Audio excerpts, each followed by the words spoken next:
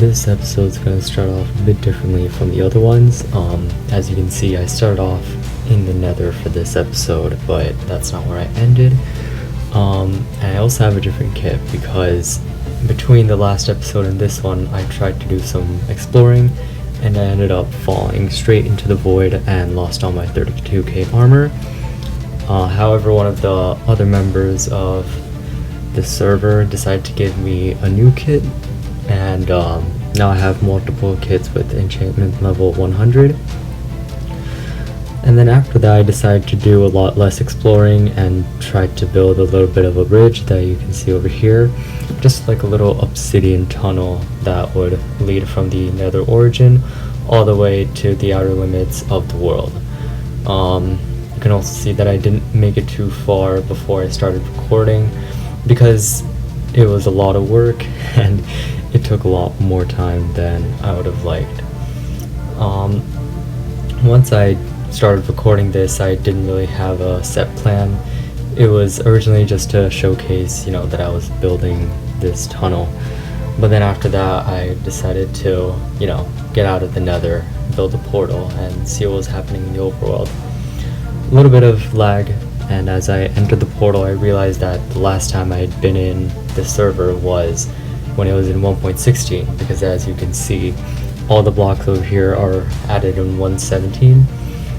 And it was definitely a crazy experience because as it is, this whole area of the server was chaotic. Then on top of that, just a bunch of new blocks in 1.17.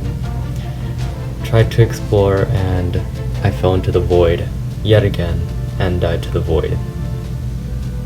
Now, the 1000 block respawn radius within Stormyland definitely makes for some interesting spawns. And I spawned in the middle of a lava lake, and this wasn't an ordinary lava lake. This would lead straight down to the void, so no matter where I went, I had basically nowhere to go, honestly. So I did the one reasonable thing and I just jumped straight into the edge of the lava and decided to reset my spawn, thinking that it would get better. It didn't get better at all.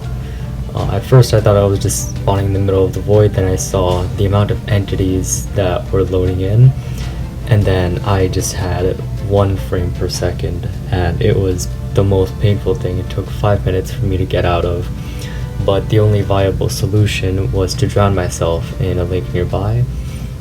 While doing that, I also found some gravel, so I dug myself a little hole within the lake, and then once I had my 2 pieces of gravel, I was able to stack it on top of me and wait until I suffocated.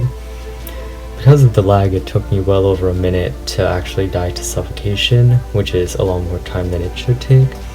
But in the end it worked, and I was just hoping and praying that I would end up in a better spawn. Luckily I did. I spent some time holding my breath because I could still see the withers in the top, but soon I was back at a new spawn. After a little bit of exploring, I came across an ender chest where I luckily kept some of my extra kits, and before I knew it, I was back to normal. The only thing that I was missing was fireworks from my elytra. So then, that you can see in this column right here, this base that I had found in the previous episode was by an original member named Lovelier. And after duping some of the items in his base, I was able to do more exploring since I now had fireworks, enchanted golden apples, and golden carrots. There was a lot more lag, so I took a lot more time trying to fly off with the elytra, and you're going to see a lot more lag spikes later. But I just mainly spent most of my time flying around before I came across a huge field of magma cubes, which I found pretty amusing. But then I decided to head back into the nether since the overworld was kind of disappointing after a little bit. Back in the nether, I was at a completely different spawn than I expected, but I decided to do some more exploring, and soon I came across a block of netherite which I was able to mine up, since right now I only had diamond armor, but with this block of netherite I'd be able to duplicate it later. This entire episode I did with the 200 enchantment level diamond armor. I'm planning on upgrading it to netherite and all future kits to netherite as well, but for now you're just gonna see me with a lot of diamond. After this, I just decided to fly around in the world. As you can see, a lot more lag, but soon I was able to, start flying again in a really confusing process. My main goal was to explore some unexplored parts of the world. In the Discord server, there's someone with some really high coordinates, and seeing that made me wonder, how far is the world limit? How far have people gone, and can I possibly go further than that? And obviously I wasn't going to reach the limit today. It would take days, maybe even months of exploring. But my first stop was a fortress, just to see if anyone had explored it.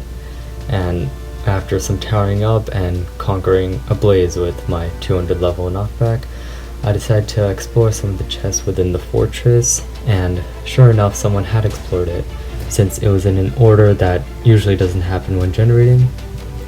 Around this corner I noticed that there was a bit more lava than usual, and once I mined into the ceiling, my thought was confirmed that someone definitely placed the lava over here, since usually when fortresses spawn, there isn't this much lava in them. With that out of the way, I decided to leave the fortress and soon killed an enderman and got enough ender pearls to start pearling around the nether, which definitely was easier than flying with an elytra.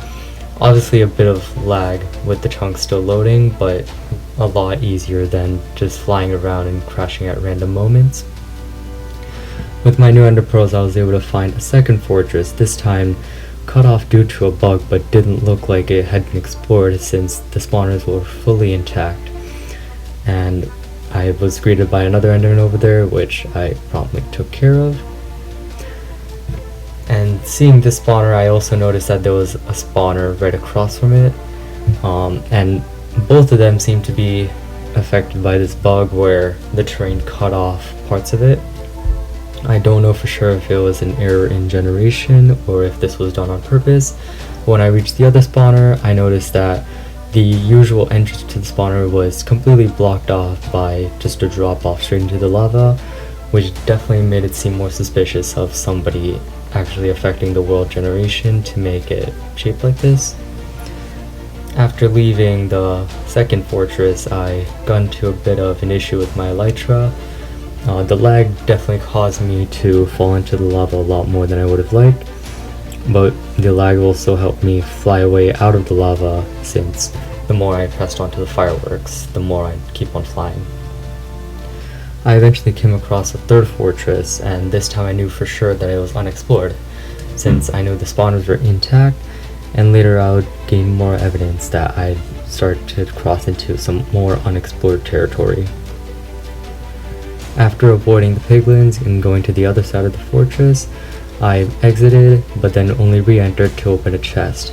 And sure enough, the chest was unopened, since it was 2 items in positions that were not misplaced by other players.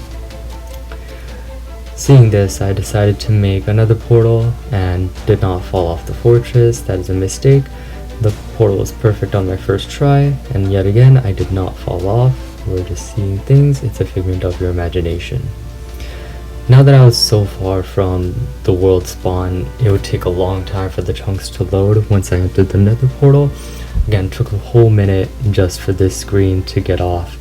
And once I spawned in, I was in the middle of a snowy biome, no nether portal in sight, and extremely laggy and buggy.